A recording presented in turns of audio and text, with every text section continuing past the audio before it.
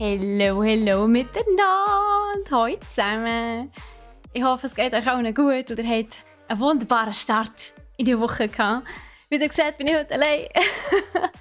Aber ich bin froh, dass ihr alle schon da seid. Das macht es mir doch auch ein bisschen einfacher, als einfach in einen PC reinzureden, hätte ich fast gesagt, so für mich allein. Hallo Luki und hallo Ronin, wie geht's euch? Ich hoffe, ihr habt einen schönen März gehabt bisher. Und ihr freut euch auch auf die Gaming News. Ich habe mich dazu entschieden, dass ich die Gaming News trotzdem werde machen.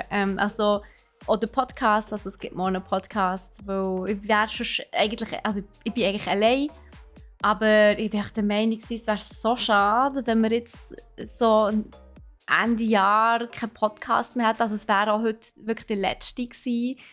Beziehungsweise morgen, wenn er auf Spotify rauskommt, wäre es halt echt der letzte Podcast von dieser Woche und jetzt, von diesem Jahr. Und jetzt ausfallen, wäre so schade, vor allem, weil wir letzte Woche ja eigentlich nicht wirklich einen Abschluss gemacht haben. Und jetzt habe ich halt natürlich ein bisschen umplanen und umstellen, aber es geht ja schon. Geht gut, lustigen Titel hast du gemacht. Last Woman Standing, ja. Es ist ja auch nicht anders. Also es ist wirklich so, ich bin wirklich die Einzige. Alle anderen sind in der Ferien oder krank. Dann fast, als wäre Nico verunfallen. Nein, Nico ist in der Ferien, Sean ist in der Ferien, Troy ist in der Ferien, Cyril ist leider krank. Darum gibt es auch morgen keinen Stream mehr vom Cyril. Er liegt mit Fieber im Bett. Immer die Männer. Ja, genau. Also Wahnsinn. Immer die Männer. Nein, darum bin nur noch ich da. Ich habe auch den Yves sogar gefragt, ob er nicht Zeit hätte und Lust, um mir bei meinem Podcast zu helfen. Aber ihr wisst, wie es ist, so kurz vor der Weihnachten. Es ist einfach, plötzlich kommen noch alle mit Arbeit und die Leute sind krank und man muss einspringen und pipapo und darum mache ich das jetzt gleich allein. Ich habe mir schon fast überlegt, ob ich ihn so absage. Aber dann hätten wir die Woche gar keinen Stream mehr und das wäre ja schon ein bisschen schade, wenn wir uns nicht noch so ordentlich von euch verabschieden könnten. Das wäre schon ein bisschen traurig. Darum habe ich gefunden, nein, machen wir doch gleich einen Stream.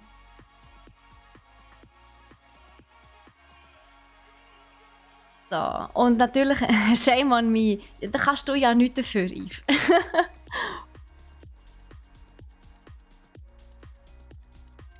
Ich hoffe, der Nico bereut seine Ferien nicht allzu fest, dich da einfach allein bei uns lassen. Nein, der bereut gar nichts, trust me. Vor allem ist er sicher genau gleich wie ich auch der Meinung, dass ich das schon allein handeln kann. So ist es ja nicht. Ist ja nicht der erste Stream, den ich allein mache. Wäre tatsächlich. Ich muss überlegen.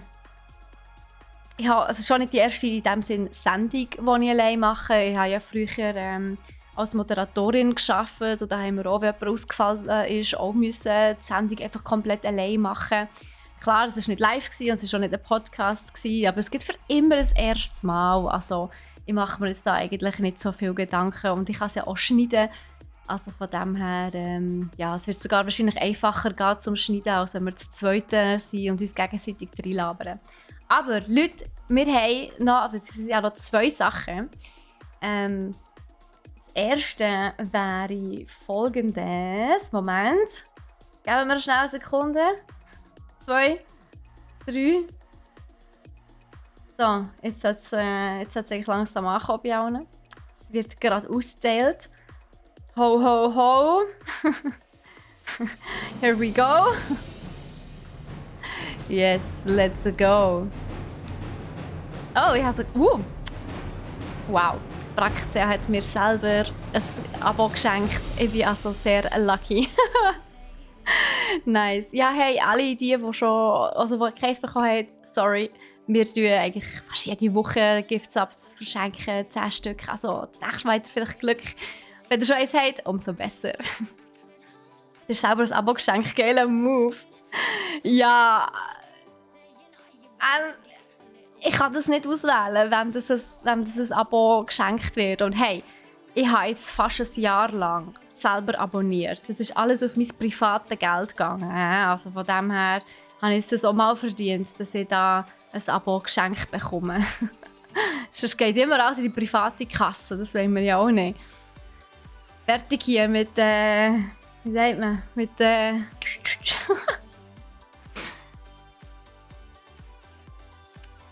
geht Spenden aus den Twitch-Einnahmen ab? Hey Luki, im Fall, das wissen wir immer noch nicht. Wir haben, also ich bin wirklich seit über einem Jahr da dran am Abklären und immer wieder am Nachfragen. Aber es stellt sich als ziemlich schwierig heraus. Aber eins ist klar, mit uns an einen guten Zweck spenden. Was genau, ist noch nicht klar. Wir hätten gerne, dass es irgendetwas in die Richtung IT geht, dass irgendetwas so auch ein Sinn macht. Hey Donato, wie geht's dir? Ja, sehr gern, sehr gern. Ja, irgendetwas in die Richtung, wo auch in unsere Sparte fällt. Also irgendetwas IT-mässiges, computertechnisches, ja, irgendetwas in dieser Richtung. Ja, mal schauen. Wir müssen da noch... Das Problem ist, wir können nicht einfach mit irgendwelchen NGOs zusammenarbeiten, weil wir mit brack.ch natürlich eine recht grosse Firma sind. Dann müssen auch die NGOs selber einverstanden sein damit. Und ja, das macht das Ganze ein bisschen schwieriger. Genau. Gaming-Suchtprävention, gibt es das oder ist das too much? Ich weiss ehrlich gesagt gar nicht, ob es da irgendetwas gibt, aber wäre sicher nicht eine schlechte Idee. Das kann ich mir mal anschauen, Luki. Mhm. Genau, eben irgendetwas IT-Ausbildungen fördern, ja, irgend so etwas haben wir eigentlich so ein bisschen im Kopf gehabt. Aber eben, da müssen wir schauen, ob das okay ist, ob das klappt und funktioniert.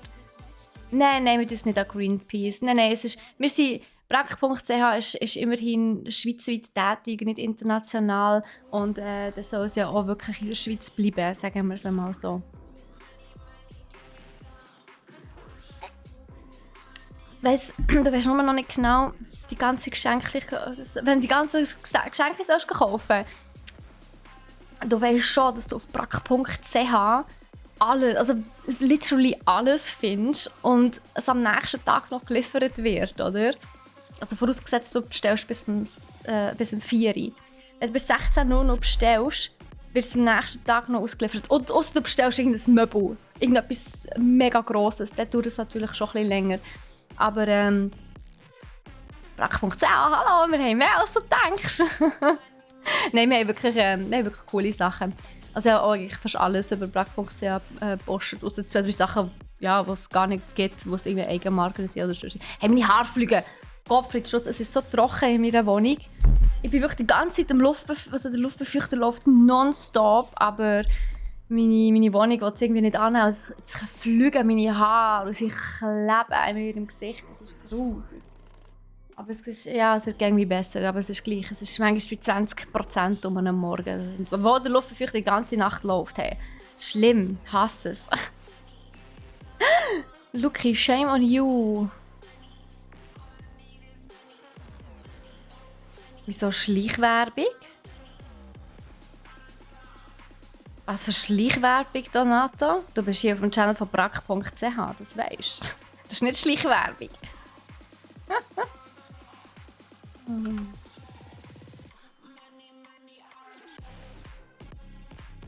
Was ist da noch schnell?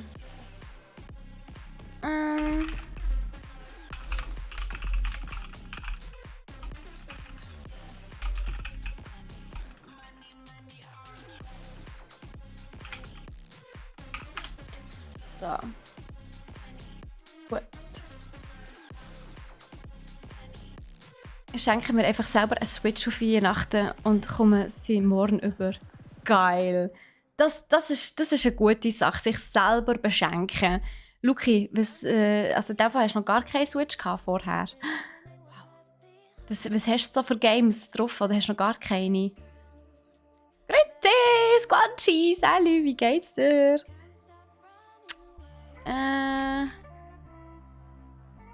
Du bist sogar Plus als Member. Nice. Gut, Donato. Kleiner Applaus. Das gar nicht, aber die Haare verlöhnt mich auch langsam. Oh nein, so habe ich das nicht gemeint. Nein, meine Flüge nur und kleben überall. Ist schlimm. ist auch wichtiger als als alles andere. Sich selber zu beschenken, das finde ich auch sehr wichtig, ja. Ich habe mich auch selber beschenkt, tatsächlich, dieses Jahr. Und ich habe es tatsächlich schon. Und zwar ist es die Halskette da. Also der Anhänger. Den habe ich mir zu Weihnachten geschenkt. Mir geht's gut, danke Squanchy. Konsole-Jungfrau, Mario Kart will ich dort schon Mitspieler kennen. Nice. Was ich dir auch wirklich ans Herz legen kann, es ist immer noch einfach fantastisch, ist natürlich Breath of the Wild. Breath of the Wild bin ich ja jetzt selber auch wieder am Durchspielen und es ist wirklich ein fantastisches Game. Also ich habe auch jetzt noch, irgendwie in 5 Jahren nach Launch, es ist immer noch wirklich, wirklich richtig gut. Also 4,5 Jahre. Es ist wirklich richtig gut. Vor allem, weil es halt mittlerweile wirklich so viele auch Hilfestellungen gibt im Internet, so Breath Companion oder so, wo ich übrigens dank dem Squanchy gefunden habe, wo er mir empfohlen hat. Und da kann man wirklich alles schön nachverfolgen, weil sonst ist ja das ein unmögliches Spiel zum Beenden. Also es ist so schwierig, es gibt so viel Stuff zum Erledigen. Und ja, im Mai kommt ja der Nachfolger, Tears of the Kingdom. Und den sollte man Breath of the Wild also schon mal durchgespielt haben. Ich soll Breath of the Wild 11 von 10 empfehlen. Ja, es ist halt wirklich ein fantastisches Game. Es ist Open World. Es gibt so viel zu machen. Es hat ein gewisses Schwierigkeitslevel, wo ich wirklich muss sagen, holla. Also, es gibt gar keine Schwierigkeitsstufen zum Auswählen, soweit ich weiss.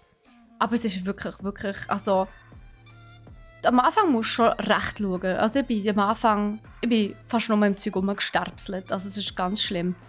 Aber mit der Zeit, wenn man so ein bisschen weiss, dass das so ein bisschen die Tricks sind und sobald man ein bisschen anständige Rüstung hast und deine Rüstung auch ein bisschen aufwerten oder so, dann ist es voll easy. Also auch dann musst du noch ein bisschen schauen, aber es wird irgendwie besser und es ist wirklich mega, mega cool. Also wirklich, am Anfang habe ich gedacht so, ach nö, es hat also Breath of the Wild ist so knorzig im Vergleich zu Immortals Phoenix Rising, wo alles sehr schnell geht. Ist Breath of the Wild wirklich ein gemächlicheres Game, wo du ein bisschen mehr musst überlegen und es gibt viel mehr zu machen und es ist aber ich habe mich wieder wirklich darin verliebt, muss ich wirklich sagen, nach all diesen Jahren, wo ich es eigentlich schon mal gespielt habe. Von dem her. Also ich habe nicht alles gespielt. Ich habe sehr viele Sachen verpasst. Ich habe einfach die Story durchgespielt, wo ich es damals gestreamt habe.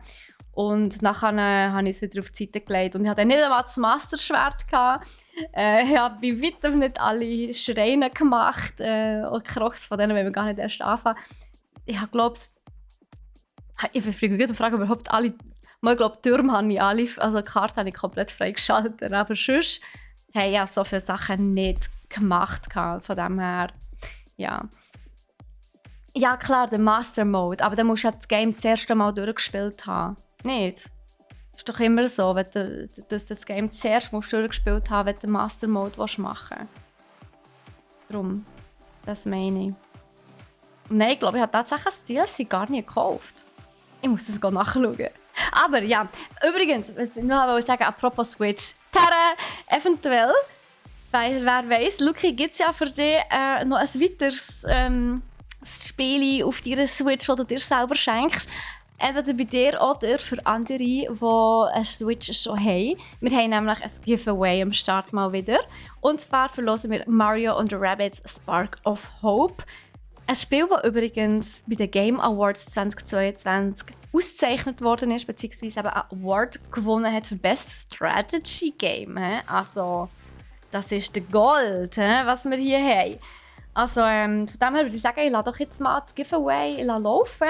Es dauert eine Stunde. Ich musste es ein bisschen abkürzen, weil ich wahrscheinlich nicht so lange labern wie wenn der Nico da ist. Darum würde ich sagen, wir starten doch jetzt einfach mal das Giveaway für Mario und Rabbids. Und zwar jetzt. Und dann könnt ihr hier mitmachen, entweder mit Ticket, also mit einem Ticket oder mit 2 Tickets, so wie ging. Also entweder mit Ausrufezeichen Win 1 oder Win 2 mit einem Leerschlag. Genau, wenn ihr wollt abklären, wie viele Points das ihr noch offen habt, dann könnt ihr das mit Ausrufezeichen Points machen. Also wie viel das ihr gesammelt habt. 20 Points kostet es. Es sind nicht Kanalpunkte, verwechselt sie bitte nicht mit den Kanalpunkten. Das sind wirklich separate Loyalty Points. Von dem her tut doch wirklich abklären, mit Ausrufezeichen Points, wie viel ihr habt. Mitarbeiter dürfen nicht mitmachen, just saying. Mitarbeiter sind, also von brack.ch oder der Competech-Gruppe sind ausgeschlossen. Nein, Squanchy, tut mir leid, du darfst leider nicht mitmachen. Es ist eigentlich immer so bei Giveaways oder irgendwelchen Gewinnspielen oder so. Man darf als Mitarbeiter leider bei der Firma selber nie mitmachen. Es ist sehr traurig, I know, aber es wäre ja auch ein bisschen gemein. Es wäre Schiebung irgendwie. Es würde sich so ein bisschen nach Schiebung oder Vetterli-Wirtschaft anfühlen. Das ist es so, ja. Und das wollen wir ja alle nicht. Darum, nein.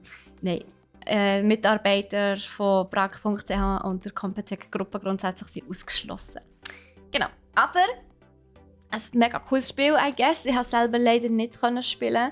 Würde mich aber durchaus interessieren, weil ich eigentlich Strategie-Games sehr gerne habe. Und eben, es ist sogar wirklich ausgezeichnet worden. Also, es hat Game Award of the Year 2022 gewonnen, jetzt gerade erst am 6. Dezember. Ja, so für Best Strategy Game. Und das neben einem Warhammer und so. Also von dem her, da muss man dann schon ordentlich etwas herlegen. Von dem her, ja. So, genau. Also, wenn ihr da möchtet mitmachen, dann macht das. Und dann würde ich sagen, schaltet die Musik mal ab. So. Oh, das war jetzt ein Hardcut, Entschuldigung, Leute. Und dann starte ich hier mal also vielleicht da noch schnell. Moment.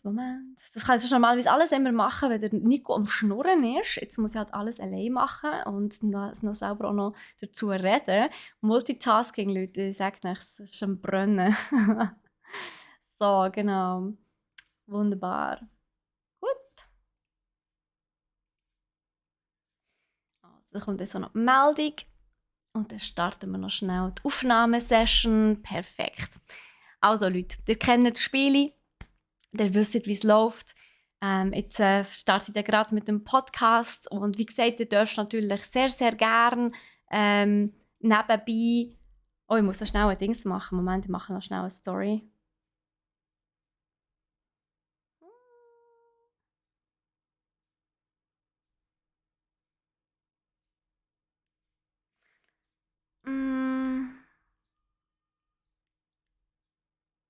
Mama, ja, Gott, kann ich das schreiben? Ey.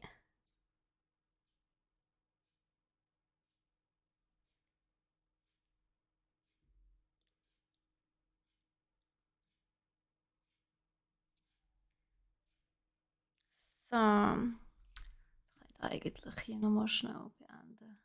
So. Ja, das ist nicht Link.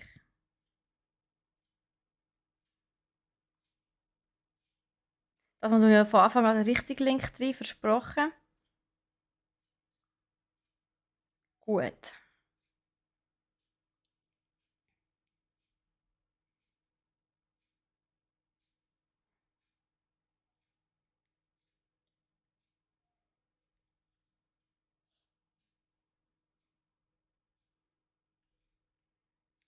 So.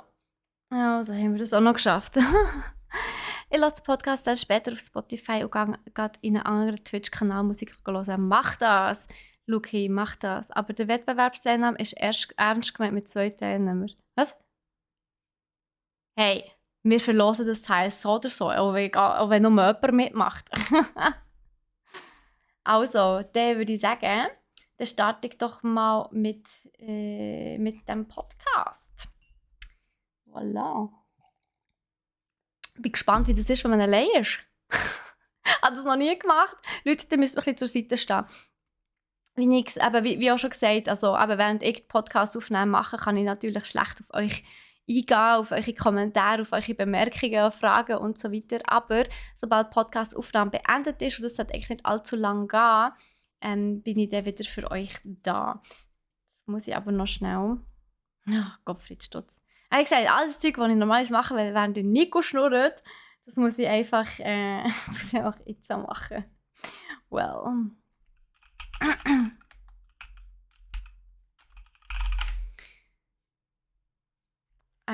Ich hoffe, ihr verzeiht mir.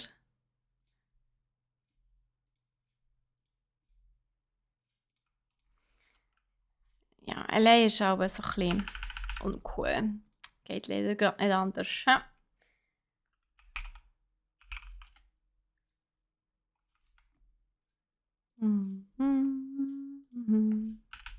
So.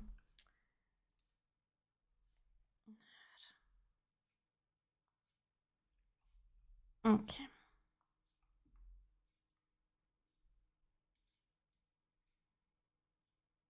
Hey, Ding, sorry, wie geht's dir? Der Podcast hat noch gerade nicht gestartet und hey, es gibt ein fast Giveaway, just saying. Also falls es dich interessiert, yes. Kannst du Ausrufezeichen Giveaway in den Chat schreiben und dann kannst du mitmachen. Also, genau. Also ich starte einfach mal die Aufnahme. So, Aufnahme läuft. Und dann würde ich sagen, ich verabschiede mich, hätte ich gesagt, im Podcast. Ich wünsche euch viel Spaß beim Zuhören und eben denkt dran, ihr dürft natürlich eure Kommentare und Fragen dann noch schreiben in den Chat. Würde mich sogar sehr freuen, wenn ich da würde sehen, dass ich nicht ganz so allein bin. Und bei uns geht es besser, danke der Nachfrage. Sie ist mit Füßeln. Ja, sie hat Medikamente bekommen und ist mit Füßeln. Genau, also würde ich sagen, let's go. Probieren wir das mal, ganz allein den Podcast zu machen. Ich bin gespannt wie ein Flitzebogen. Also, dann mache ich schnell die 1 Sekunden Pause und dann starten wir.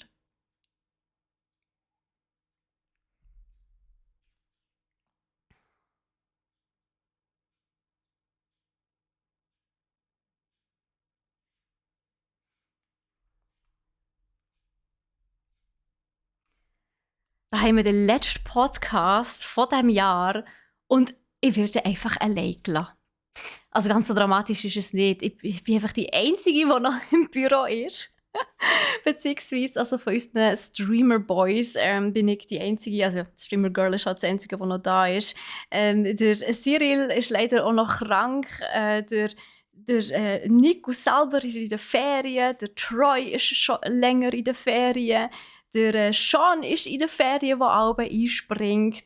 Und sonst haben wir noch so viel auf den Tischen rumliegen, dass sonst niemand anders einspringen kann. Darum Last Woman Standing, Ende Jahr, that's me, Steffi. Herzlich willkommen zum Gaming News Podcast Buffcrit Loot von brack.ch. Aber ich habe gefunden, so, hey, I don't care, ich mache das jetzt halt einfach allein. Dafür wird er wahrscheinlich nicht ganz so lang. Ich denke, das ist aber nicht so tragisch. Aber ich habe gefunden, so, nein, Moment, so ganz ohne irgendwie Abschied, einen Abschluss, irgendwie euch noch auf den Schluss des Jahres noch etwas zu erzählen und mitzuteilen, das geht doch einfach nicht. Das kann ich nicht machen.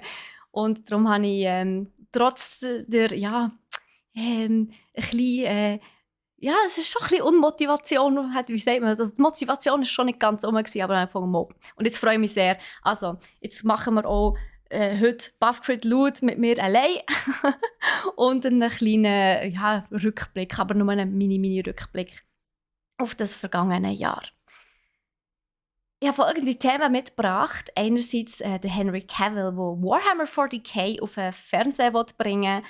Ich habe Horizon Forbidden West, wo bald als Multiplayer so rauskommen. Europa, ein neues Adventure-Game im Ghibli-Stil. Und EA, das tatsächlich schon zum 4. Mal der WM-Gewinner vorausgesagt hat. Das ist bei Buff, bei Crit haben wir Hogwarts Legacy. Ich denke, ihr könnt euch schon denken, warum. Aber ganz so schlimm ist es nicht. Also wartet auf jeden Fall die News ab. Da würde ich sagen, da starte ich auch schon gerade mit dem ersten Buff-Thema. Und zwar mögt ihr euch sicher erinnern, wo wir darüber geredet haben, dass der Henry Cavill ja bei The Witcher 3 ausgestiegen, also bei The Witcher, bei der Netflix-Serie ausgestiegen ist, weil es ja anscheinend gewisse Meinungsverschiedenheiten hat gegeben. Er hat, glaube ich, mehr den Büchern treu bleiben, das Production-Studio eher weniger. Irgendwie ist man sich auf jeden Fall nicht ganz so sicher geworden. Dann hat man sich aber so gedacht, so, ja, immerhin hat er ja aber noch seine Superman-Rolle bei DC. Jetzt hat sich aber herausgestellt, auch diese Rolle hat er nicht mehr. Es hat also gerade so ein bisschen ausgesehen, als würde es für Henry Cavill jetzt Ende Jahr ein bisschen gegen den Boden runtergehen. Aber er hat sich einem neuen Thema gewidmet, einer sehr grossen Leidenschaft tatsächlich von ihm selber auch, und zwar Warhammer 40k. Warhammer ist also gemäss seinen eigenen Aussagen seit 30 Jahren sind ständig Begleiter. Er hat Bücher gelesen, er hat Games gespielt, er ist auch wirklich grosser Fan von den Tabletop-Games, beziehungsweise halt eben auch von diesen Figuren, die zu sammeln und sie anzumalen. Und er ist ja selber, wie er auch immer wieder bewiesen hat, wirklich ein grosser Gaming-Nerd. Darum hat er ja auch so mitgefiebert bei The Witcher und darum hat er ja eben auch wollen, dass die Serie eben so getreu und so echt ist wie möglich. Und jetzt hat er sich dazu entschieden, dass er zusammen mit seiner Freundin, also seine Partnerin, ich glaube, sie langjährige mittlerweile schon, der Natalie Viscuso, sie arbeitet nämlich bei Vertigo Entertainment, also es ist eine Produktionsfirma, eine TV-Produktionsfirma in L.A. Und sie zusammen haben es jetzt geschafft, dass die Idee vom Warhammer 40k, also von der Verfilmung, an Amazon zu verkaufen. Und ja, ich meine, mit Amazon als Geldgeber im Hintergrund muss man natürlich sagen, da hat man ordentlich etwas zum Investieren. Und ich glaube, bei einem Warhammer 40k Verfilmungsuniversum muss man auch wirklich viel Geld im Hintergrund haben. Schliesslich ja, wenn man schaut, was also erstens, wie gross das Universum ist. Es gibt seit 35 Jahren, werden da x Bücher geschrieben. Ich glaube, es gibt über 350 Bücher, wenn ich es recht im Kopf habe. Und natürlich diverse Games und diverse Fan-Productions und so weiter. Und auch die Grössenverhältnisse von diesen Games sind ja teilweise also wirklich abnormal gross. Also wirklich nicht natürlich, sage ich jetzt einmal, wie wir es, ja, klar, es ist Fantasy, was erwartet man auch anders. Aber es gibt halt wirklich Städte, die so gross sind wie Kontinente. Es gibt Raumschiffe, die kilometerlang sind.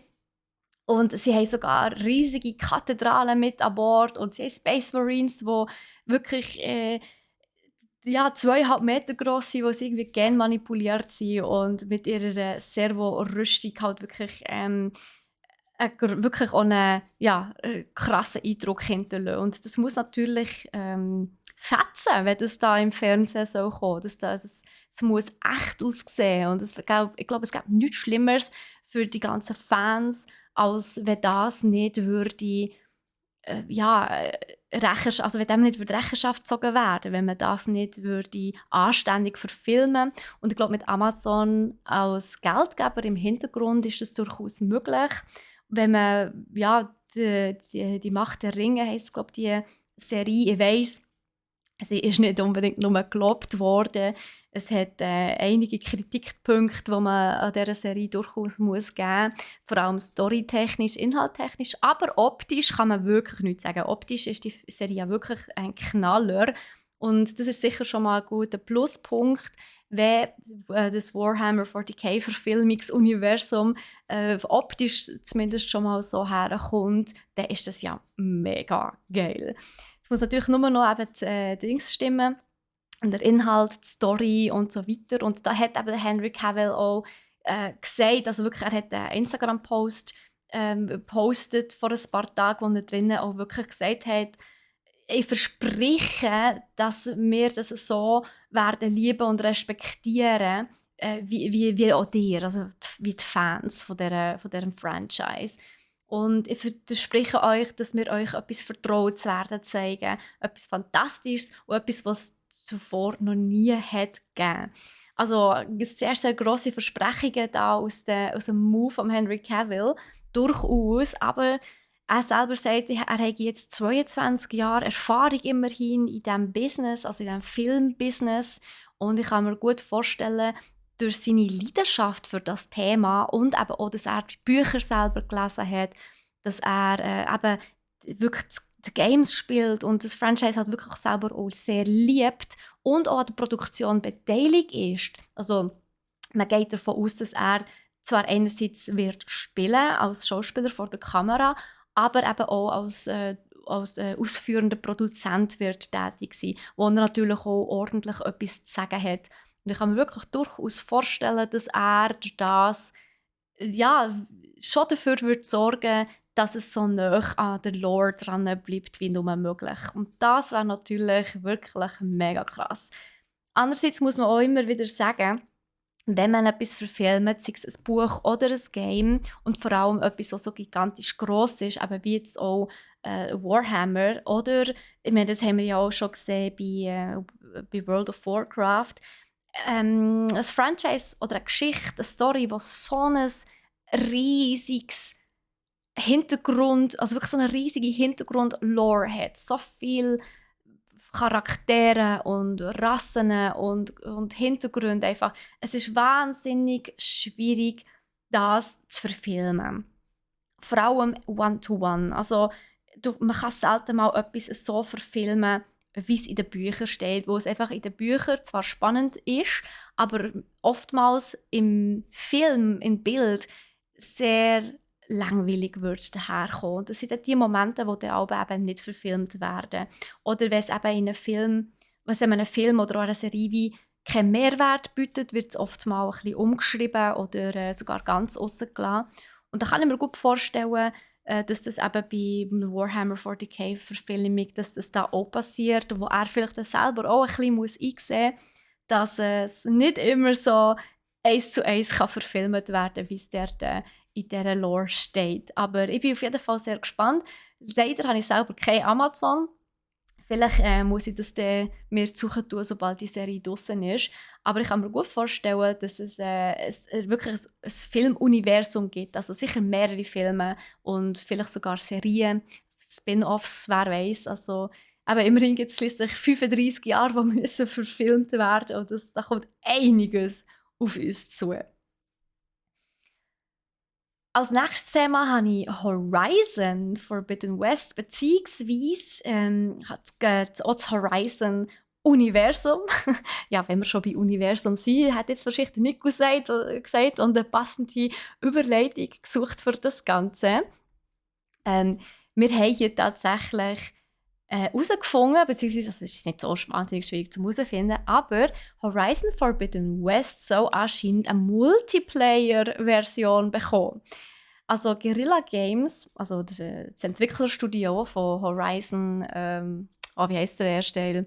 Jetzt gar nicht, aber der erste Teil und eben der zweite Teil, Forbidden West, die haben ausgeschrieben, also die haben Stellen auf ihrer eigenen Seite ausgeschrieben, mehrere. Und dort geht es eigentlich wirklich, das deutet sehr, sehr darauf hin, beziehungsweise, ja, also es ist einfach offensichtlich, dass sie nach Game Designer suchen für einen Multiplayer im Horizon-Universum. Sie suchen unter anderem Game Designer für narrative Aspekte und Kampfsystem. Und sie schreiben, glaube ich, sogar explizit, dass es für einen kooperativen Multiplayer-Titel sei. Also von dem her, ja, alle, die sich schon mal erhofft und erwünscht haben, dass man Horizon Forbidden West oder Horizon Zero Dawn, so heisst der erste, genau, mit einem Kollegen oder so kann spielen, ich glaube, so lange geht es gar nicht mehr. Also klar, mit so lange geht es gar nicht mehr, reden wir von Game-Entwicklersprache. Also wenn wir sagen, so lange geht es gar nicht mehr, dann sind es vielleicht 5 Jahre. Weil man muss natürlich auch sehen, sie stellen jetzt fangen erst Leute ein. Und wenn sie jetzt erst fangen, Leute einstellen, also die Stellen ausgeschrieben haben, bis sie Einstellungsprozess abgeschlossen sind, bis die Leute eingestellt sind, eingeschafft sind, bis das ganze Game entwickelt ist, ich denke, das dauert mindestens bis 2026, bis man da wirklich das kann spielen kann. Ja, wir hoffen mal, dass im Verlauf bis dann natürlich uns Guerilla Games mit Snacks und Teasers und Sneak Peeks füttert. Das würde ich natürlich jedem Horizon-Fan gönnen. Und ja, in der Stellenbeschreibung geht übrigens auch raus, dass das Spiel wirklich auch in einer dynamischen Open World so stattfinden und auch mit eben mehreren spielbaren Charakteren. Es gibt neue Maschinenwesen und es soll anscheinend auch neue Fähigkeiten geben. Und ja, ich denke, so das Horizon in Coop ist natürlich echt cool. Und ich meine, sind wir ehrlich, jedes Spiel macht einfach mehr Spaß, wenn man das zweite oder das dritte oder das vierte kann spielen. Und ja, ich bin sehr gespannt. Coop, Open World, Entweder wird es MMORPG oder es wird wirklich ein Couch-Koop, das wäre natürlich auch geil. Oder also halt eins, wo man vielleicht mit maximal 4 Leuten kann spielen kann, das würde ich eigentlich auch ganz cool finden, wenn man wirklich würde sagen so, nein, das ist ein Game, das ist Couch-Coop, das ist für maximal 4 Personen oder eben, beziehungsweise man kann nur zu viert miteinander spielen. Ich glaube, MMORPGs haben wir irgendwie so ein bisschen gesehen. Also ich weiss nicht, wie es euch geht. Ich habe es so ein bisschen gesehen mit MMORPGs. Es hat einfach so viele gegeben in den letzten Jahren, was noch wieder ein bisschen zu viel war. Und sie waren auch nicht immer gut, sind wir ehrlich. Aber es hat natürlich, wo WoW bzw. Activision Blizzard den Shitstorm hat losgetreten, haben natürlich alle davon können profitieren und fast jedes MMORPG, das rauskam, ist einfach in den Himmel gelobt worden. Und darum, also ich habe es ein bisschen gesehen mit den MMORPGs im Moment, aber so ein schönes Couch-Coop oder eins, wo man maximal zu vierten spielen kann, das wäre doch echt cool. Und vor allem, wenn man ein Game hat, wo man schon feiert. Und Horizon Forbidden West beziehungsweise eben Horizon Zero Dawn waren ja wirklich Games, die sehr, sehr gut angekommen sind in der Community. Und ich meine, wenn ich daran denke, dass ich Breath of the Wild mit einem Kollegen spielen könnte, nice, hure geil. Also ich würde es richtig, richtig feiern. Von dem her bin ich fast ein bisschen neidisch. Und ich habe leider keine Playstation und bis das dann, wobei ich glaube es eben auf PC vielleicht eventuell rauskommt, das wäre noch nice. Hey Guerilla Games, wenn ihr das gehört, könnt ihr bitte dafür sorgen, dass es von Anfang an auf PC rauskommt. Nice. Danke vielmals. Nein, aber natürlich geht sicher noch ein Weile.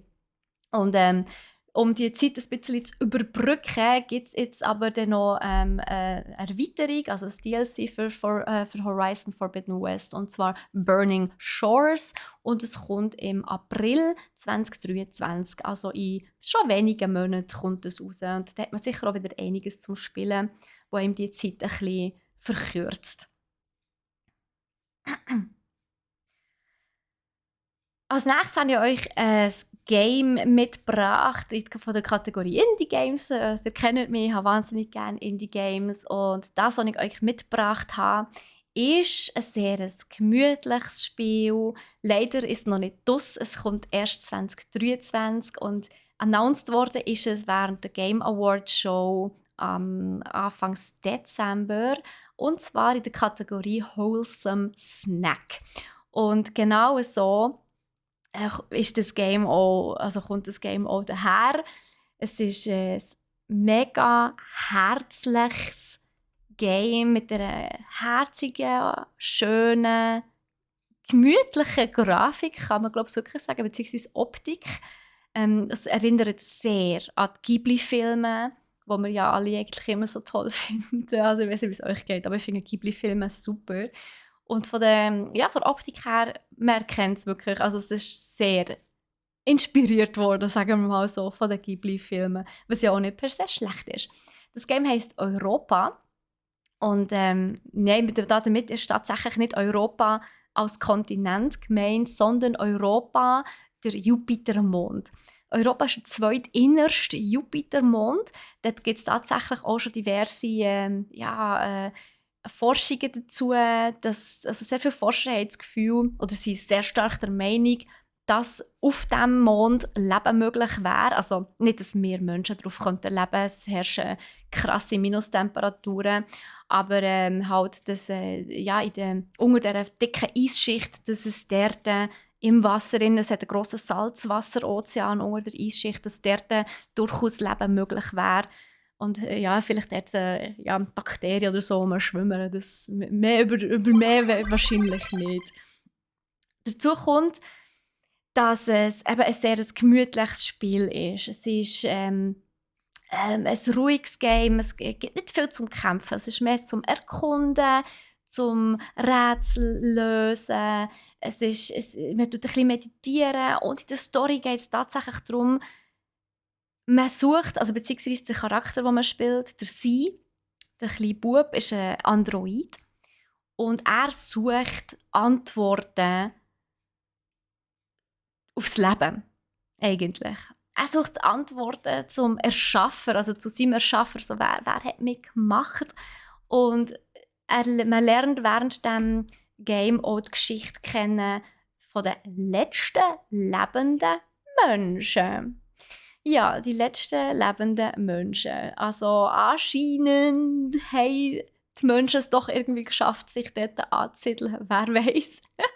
Auf jeden Fall ist es ein sehr gemütliches Game, wo man eben ein paar Rätsel lösen kann, Geheimnisse kann entdecken und aber auch versteckte Gefahren findet. Also ja, falls das etwas für euch ist, ein gemütliches, friedliches Abenteuerspiel, wo man einfach gerne ein bisschen erkundigen und auch ein bisschen meditieren und eben auch den Fragen vom Leben nachgeht. Also es mag zwar ein kleines Game sein, aber ich glaube, es ist recht deep. Dann ist das vielleicht etwas für euch. Man kann es tatsächlich schon wishlisten auf Steam. Wo das sonst rauskommt, ja, wissen wir noch nicht. Ich kann mir gut vorstellen, dass es sicher mal noch auf der Switch kommt. Es wäre auch ein sehr passendes Switch-Game, also Nintendo Switch-Game. Und ja, das werden wir aber noch sehen. Von dem her, we will see, bleiben wir gespannt. Das nächste Buff-Thema, das ich habe, ist auch gerade das letzte, aber eins, das mal wieder beweist, wie krass gut Games eigentlich sind.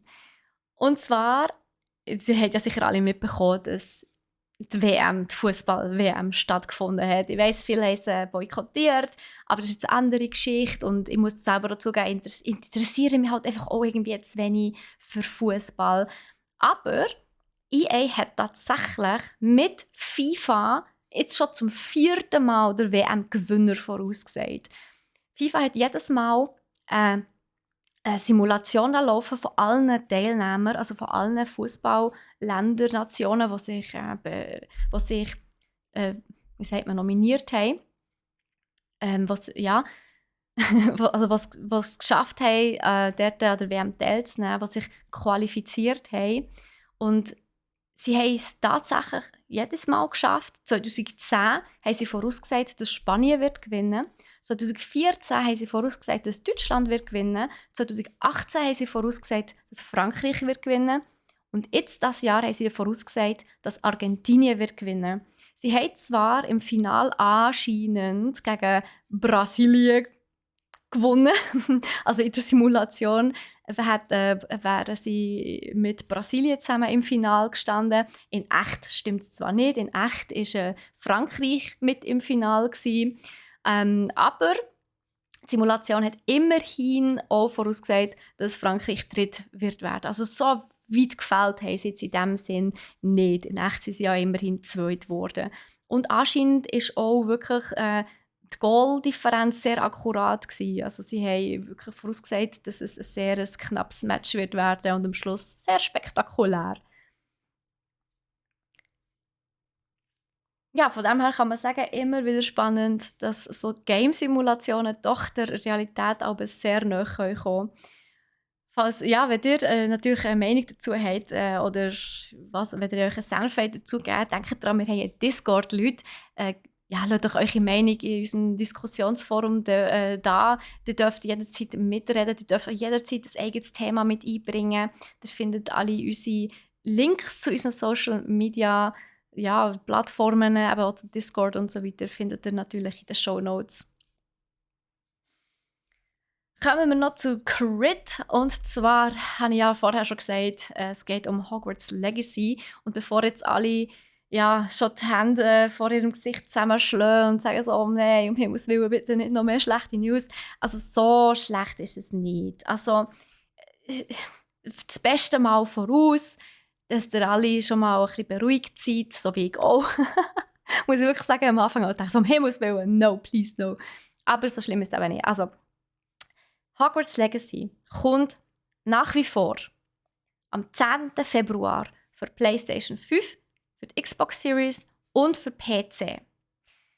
Allerdings ist es für die PS4, für die Xbox One auf den 4. April verschoben worden und auf der Nintendo Switch kommt es erst am 25. Juli. Also alle diese Plattformen müssen sich noch ein bisschen gedulden. Alle anderen können natürlich schon ab dem 10. Februar spielen und ich glaube, die meisten werden sich doch sowieso irgendwie auf den neueren, also auf den Next-Gen-Konsolen spielen. Also von dem her, ja.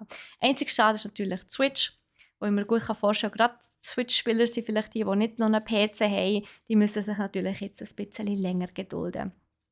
Aber ja, ich freue mich safe, ich spiele es am PC, von dem her habe ich Glück gehabt. Und das war nämlich wirklich ein kleiner Downer gewesen, so auf Ende Jahr, das muss ich wirklich sagen. Weil ich habe mich sehr auf den 10. Februar gefreut und ich hoffe, dass ich Breath of the Wild bis dann fertig habe, damit ich nachher Hogwarts Legacy spielen kann und dass ich mit dem im Mai fertig bin, dass ich im Mai kann, Tears of the Kingdom spielen. Also ich habe einen eng getakteten Gaming-Plan, ihr seht es. Ja. So, kommen wir noch zu Loot hier ganz am Schluss. Also noch nicht ganz am Schluss. Nachher wollte ich noch schnell ein bisschen das eine oder andere erzählen bezüglich diesem Jahr. Aber ihr hättet euch schon denken, ich habe hauptsächlich, im Vergleich, also, wenn man schaut, für letzte Woche nicht wahnsinnig viel mehr gekauft. Ich bin sehr im Sparmodus nach wie vor. Ich habe jetzt nicht wahnsinnig geshoppt. Natürlich habe ich Geschenke gekauft. Ich habe Creme gekauft, vor allem so ein bisschen für die Frauen. Handcreme, Fußcreme. Und Kerzen habe ich gekauft. Und genau, wir haben natürlich viel mehr bei uns im Shop als einfach nur Gaming-Stuff. Aber wir haben natürlich nach wie vor auch unsere Gaming-Geschenkli-Seite. Also falls ihr auch noch Geschenkli braucht, auch dieser Link ist in den Shownotes. Also wir liefern wirklich auch sehr kurzfristig. Von dem her, falls ihr noch Geschenke braucht, falls euch noch nicht in den Sinn ist gekommen, wir haben euch ein paar Inspirationen zusammengesammelt für Gaming, also für Gamer und Gamerinnen, also für eure Gaming-Freunde.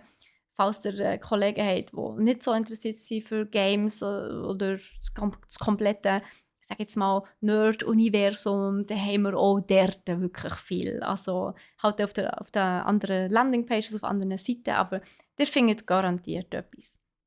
Ja, ich selber habe tatsächlich nichts gekauft. Nein. Also natürlich so die täglichen Sachen. Ein Luftbefeuchter für mein Schlafzimmer habe ich mir gekauft. Das ist mir jetzt gerade in den Sinn gekommen. So einen kleinen Mini-Luftbefeuchter, der aber leider ein sehr kurzes Kabel hat. Darum muss ich mir jetzt noch irgendwie schauen, dass ich ein längeres Kabel organisieren kann. Und einen Charger. Einen Charger brauche ich auch noch. Das habe ich nämlich nicht gedacht, aber das ist mein Fehler. Und das würde ja eigentlich im Dings stehen. Im Beschrieb, im Lieferumfang.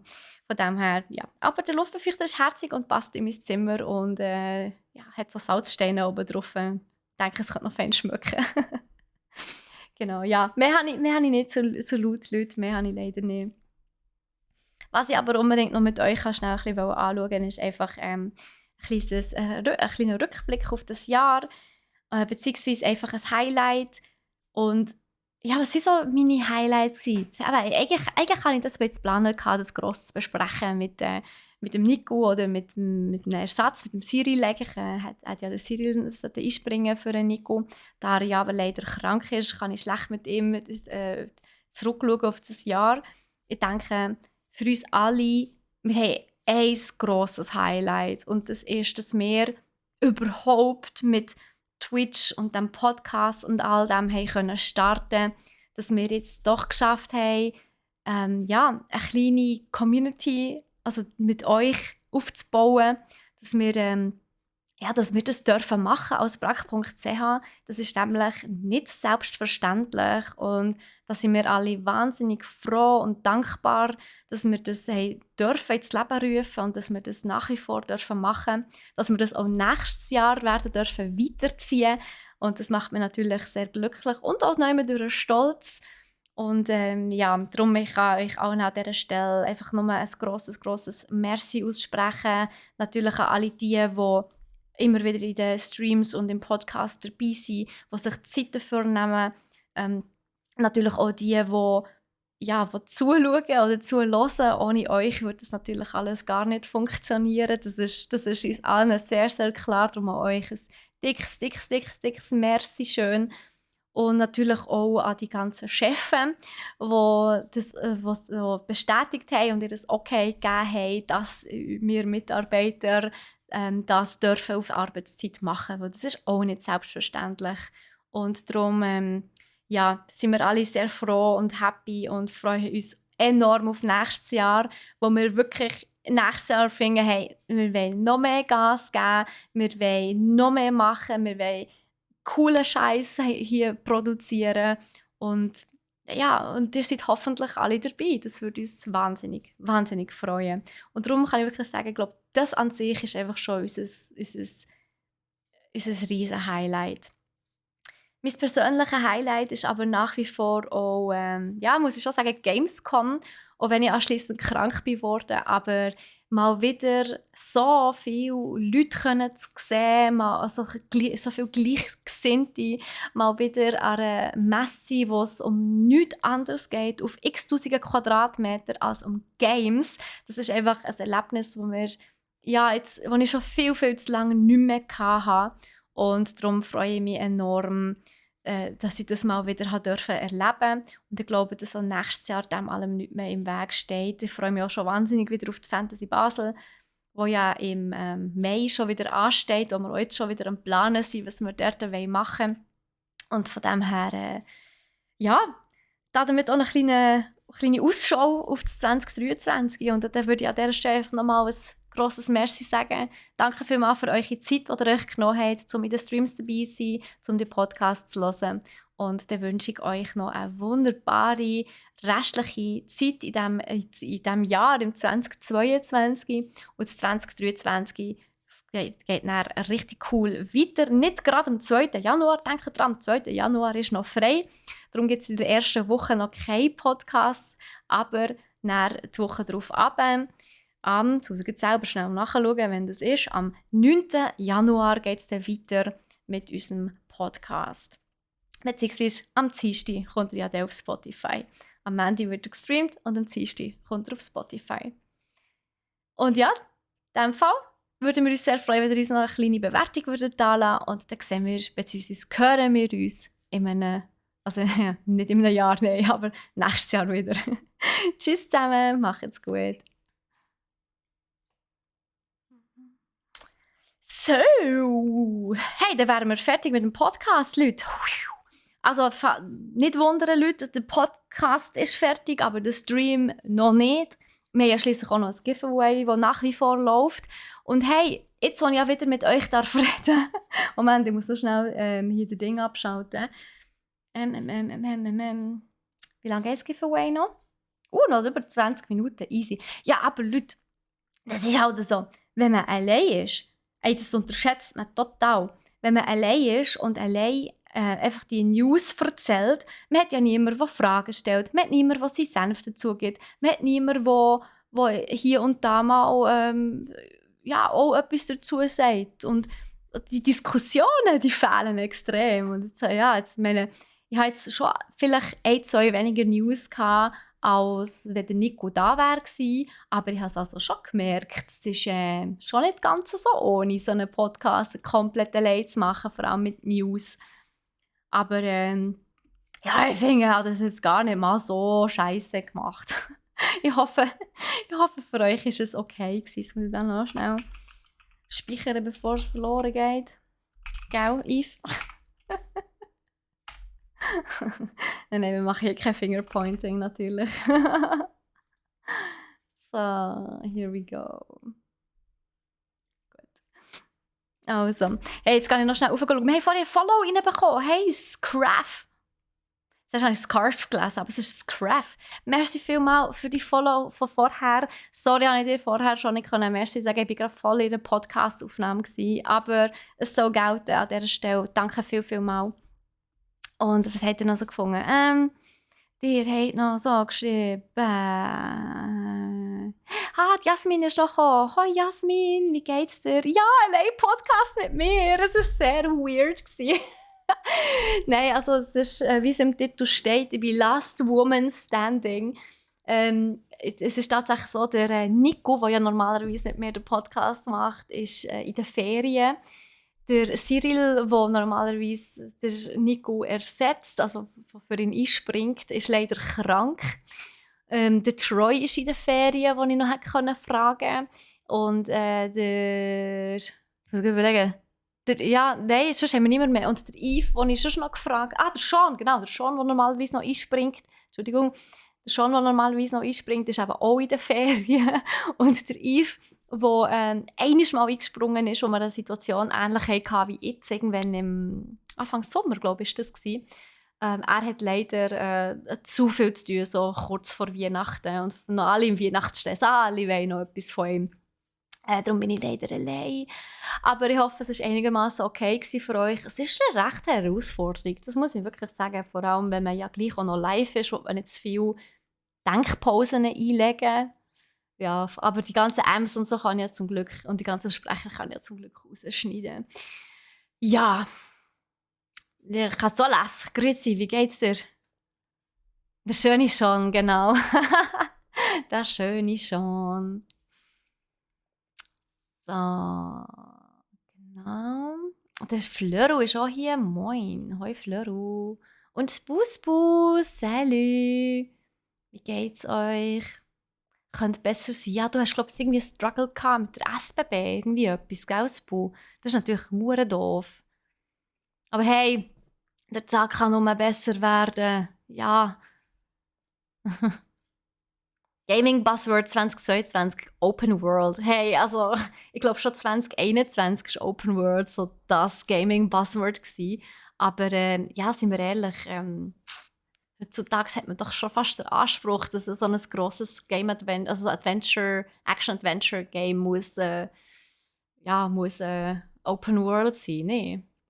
Übrigens, Leute, ihr könnt nach wie vor mitmachen beim Giveaway für Mario und Rabbids Sparks of Hope. Das Giveaway läuft noch 17 Minuten. Ihr könnt mit Ausrufezeichen Win, Leerschlag 1 oder 2 könnt ihr mitmachen. Entweder für 20 oder für 40 Punkte, halt je nachdem, ob ihr 1 oder 2 Tickets wollt posten. Ein Ticket kostet 20 Points. Und wenn ihr wollt nachschauen, wie viele Points das ihr habt, könnt ihr Ausrufezeichen Points in den Chat schreiben. Genau. Und nicht verwechseln sind nicht Kanalpunkte, ist nicht dasselbe. Genau. Welcher Activision Blizzard Shitstorm kann man das ein bisschen spezifizieren? Hat es ein paar gegeben? Aha! Das stimmt, ja, Flora, es hat wirklich ein paar gegeben. Ich meine spezifisch der ganze Shitstorm um den Sexismus-Skandal, ja, genau. Aber true, es hat mehrere gegeben. Apropos DLC, habt ihr den zweiten Trailer von Cyberpunk 2077 DLC gesehen? CD Projekt Red hat einfach einen guten Charaktergeschmack. Nein, tatsächlich nicht. Also, ja, ich kann auch nicht alles also vor allem, wenn ich allein bin, kann ich auch nicht ganz alles machen und sehen, aber das ist sicher etwas, ja, wo wir vielleicht Anfang des nächsten Jahr im ersten Dings können bringen, im ersten Podcast nächstes Jahr. Also in der ersten Episode. Wenn du auf einer CD bist, knuspert es ein bisschen, ja genau. Gell, es sieht herzig aus, Bau, finde ich eben auch.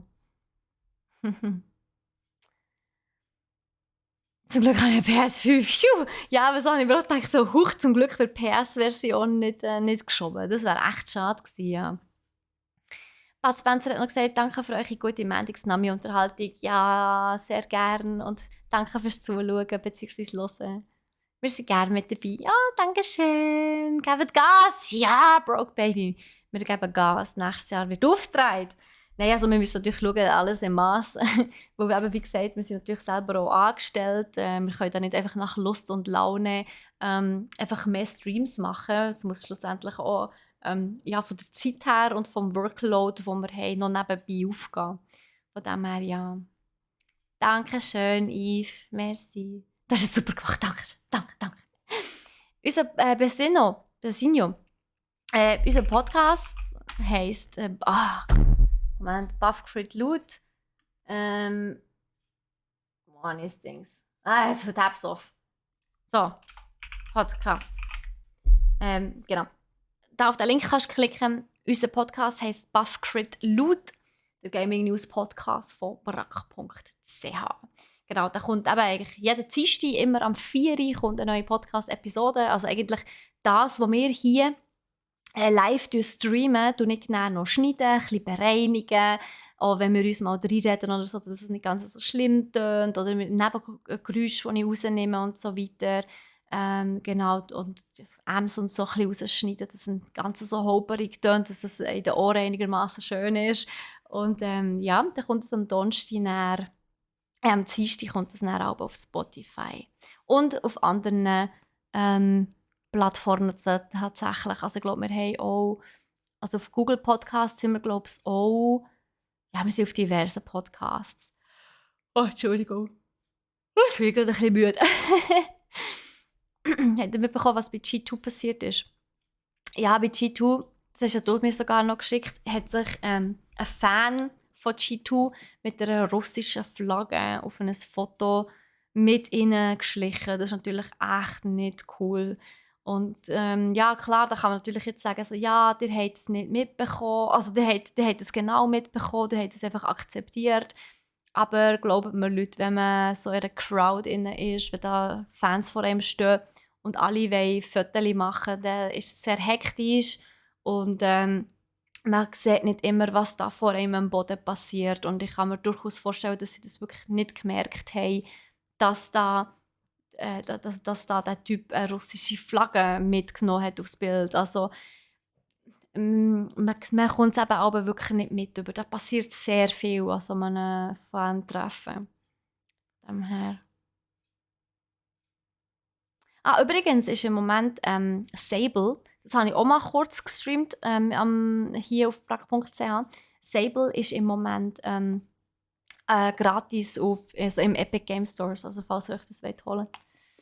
Do it. Ist noch herzig gemacht, erinnert ein bisschen an Star Wars.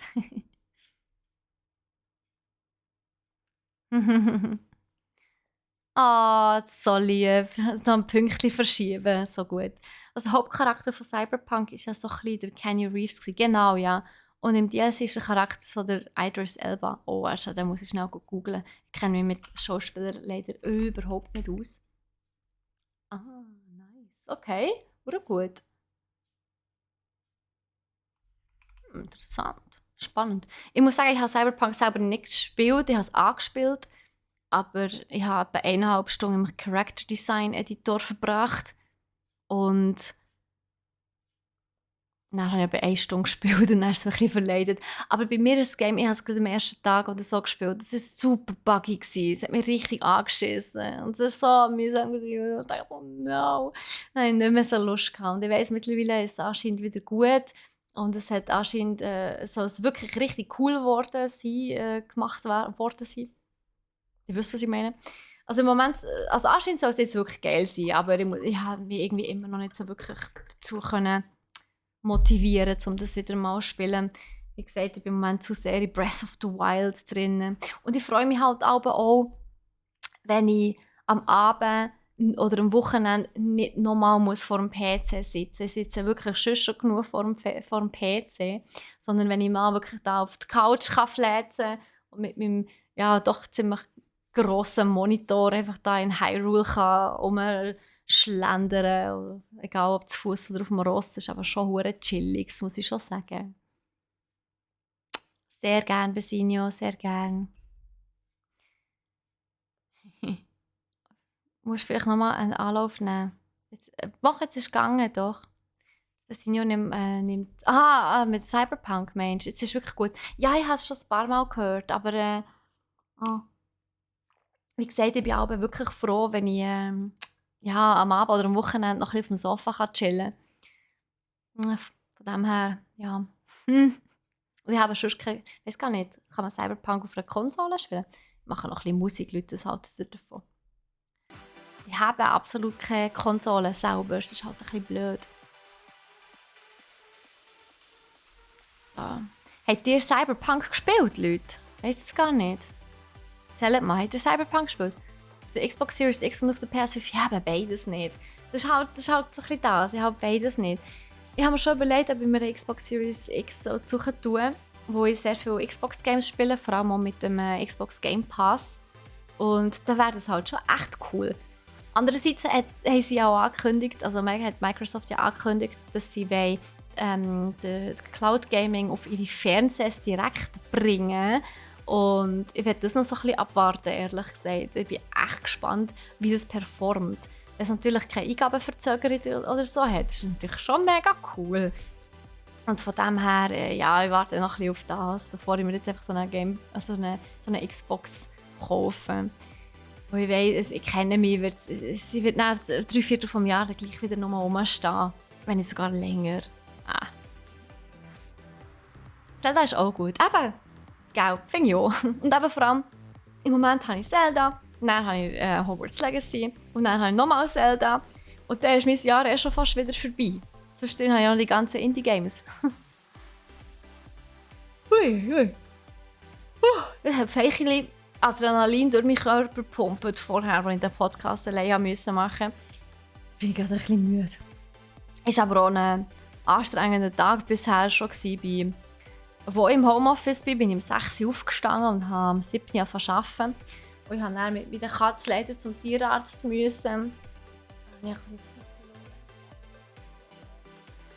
Bönneli, meine kleine Katze, hat eben hat eine Lichtblasenentzündung. Oh, mein Schätzeli. Ja, Bonbon. Ja. Spielst du Hogwarts auf der Switch? Nein! Vor allem nicht, wenn es noch verspätet ist. Es kommt ja auf der Switch, wie wir ja vorher gerade gehört haben, kommt es ja erst am 25. Juli. Nein. Also holen wir das dann am PC. Auf jeden Fall. Ja, aber das ist sicher auch etwas, was ich möchte streamen. Von dem her, ich streame aber lieber PC-Games als Nintendo-Games.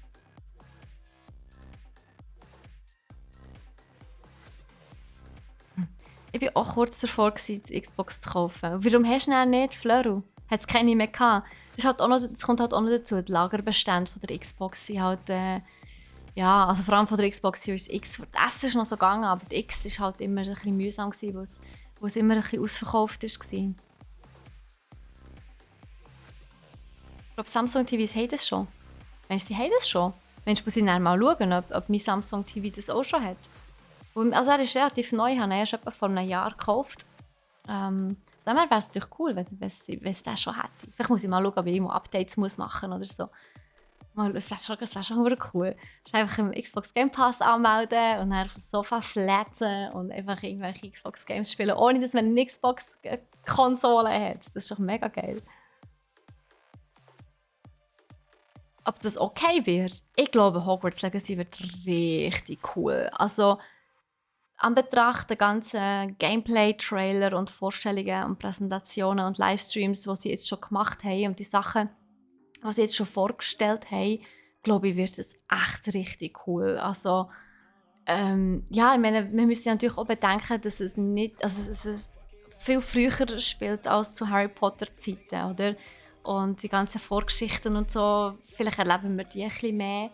Und ich meine, die, sag jetzt mal, auch nervigen Charaktere, die wir bei Harry Potter hatten, die haben wir jetzt natürlich alle nicht mehr. Also dann wäre es doch auch nicht schlecht. Es wird andere nervige Charaktere geben, so ist es nicht. Aber ich meine, schon optisch wird es ja Bombe. Die Story muss jetzt einfach auch noch geil sein. Aber ich glaube, es wird schon cool. Ich habe jetzt Druck auf die Ohren. Jetzt ist es komisch. PC gibt es ja auch noch. So einen habe ich mir nicht so spontan gekauft wie die Switch. Ja gut, ich habe halt mein Gaming-PC schon. Von dem her. Aber ja, die Switch ist auch ein sehr regelmäßiger Begleiter von mir bei den Zugfahrten, aber auch von meinen Nachmittagen und Wochenenden. Oder wenn ich mal am Wochenende nicht schlafen kann, dann gehe ich einfach auf das Sofa gamen. Das ist aber sehr angenehm. Das ist richtig cool. Also da muss ich auch sagen, da bin ich ein bisschen auf den Geschmack gekommen. Wenn du am Wochenende irgendwie so am 7., 8. Uhr wach wirst und dann hast du keinen Bock mehr zum noch ewig weiter schlafen, dann stehst du einfach auf, gehst aufs Sofa gamen und du weißt genau, du kannst jetzt noch 3-4 Stunden gamen und alle anderen stehen dann fangen erst auf. Das ist echt cool. Du weisst nicht, was du dafür zahlen. Also für Hogwarts Legacy.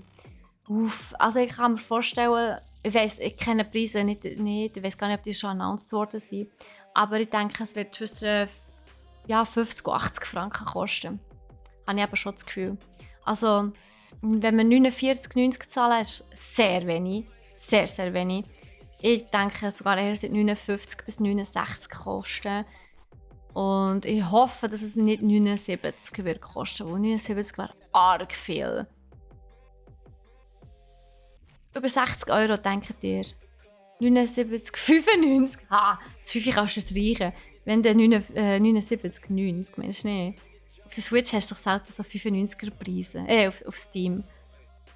Denkt ihr auch bei 80 in dem Fall mal? Wow, also... Ich sage mal so, ich habe die Hoffnung, dass es 60 kostet. 70 ist sehr realistisch und 80 ist aber... Puh.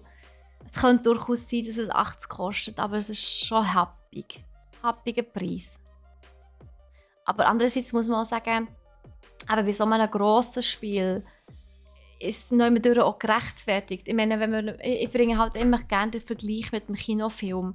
Wenn man ins Kino geht, einen Film schauen, wo, ich sage jetzt mal, 2 Stunden geht, aber er kostet gleich etwa 20 Franken. Je nachdem, ob man in der Stadt ist oder auf dem Land. Und dann zahlt man sozusagen 10 Franken pro Stunde Bespassung. Ja, wenn man das hochrechnet, ich meine, stellt euch vor, ihr würdet für The Witcher 10 Stunden pro Stunde zahlen. Nein, danke. Oder für Breath of the Wild. Oder für Horizon. Oder für God of War. Dass ihr wirklich würdet 10 Franken pro Stunde zahlen. Und ja, you know what I mean. Ihr wisst, was ich sagen will. Es ist, ja, und manchmal sind die Preise halt dann doch gerechtfertigt, wenn man sieht, wie viel Leute vor allem da daran gearbeitet haben, dass sie Löhne über mehrere Jahre oder müssen gezahlt werden, oder? Das darf man auch nicht vergessen.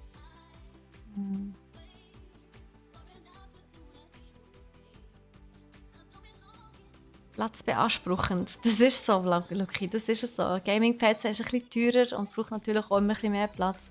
Und mit dem PC allein ist es nicht gemacht. Du brauchst schon noch Monitore, Tastatur, Maus und so weiter, Lautsprecher.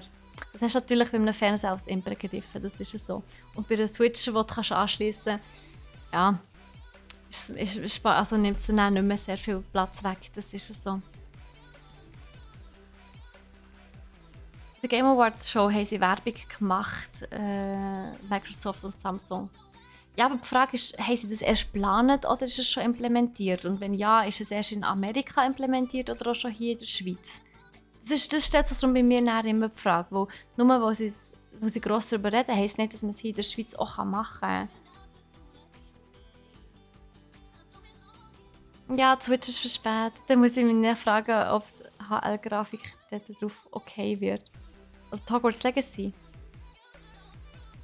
Nein, ich glaube, aus Grund von dem haben sie es ja wirklich fast ein halbes Jahr noch rausgeschoben. Also ich meine, rauskommen tut sie am 10. Februar und auf der Switch am 25. Juli, also fast ein fast ein halbes Jahr später. Und ich glaube, die geben sich schon Mühe, dass das Game auf der Switch so gut und auch grafisch gut aussieht wie möglich.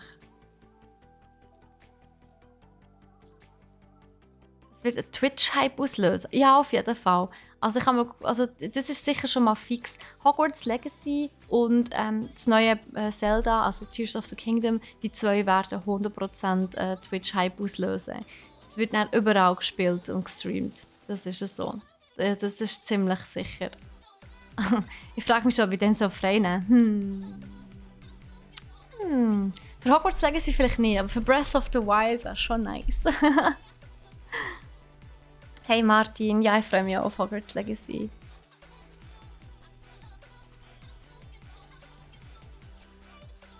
Was?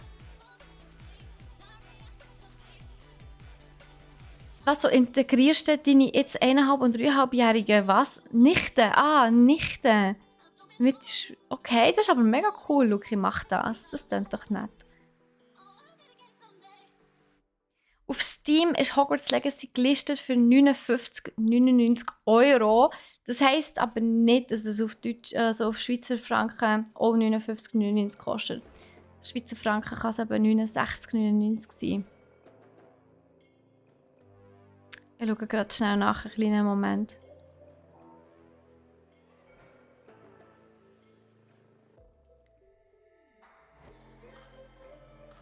Wobei, wir haben es ja auch schon bei uns im Shop. Oh.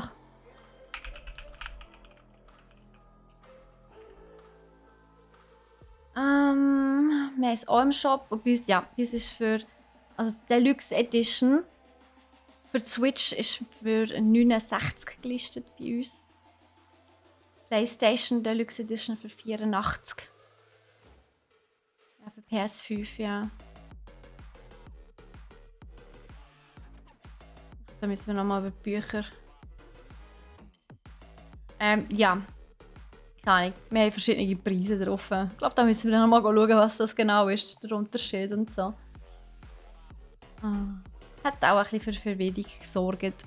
Genau. Aber ja, wir verkaufen es auch im Shop, by the way. Also falls ihr uns Brach.ch möchtet unterstützen, kauft es bei uns. Übrigens, Kino Avatar 2, Augenschmaus. Wirklich? So gut? Ja, nice. Sehr cool.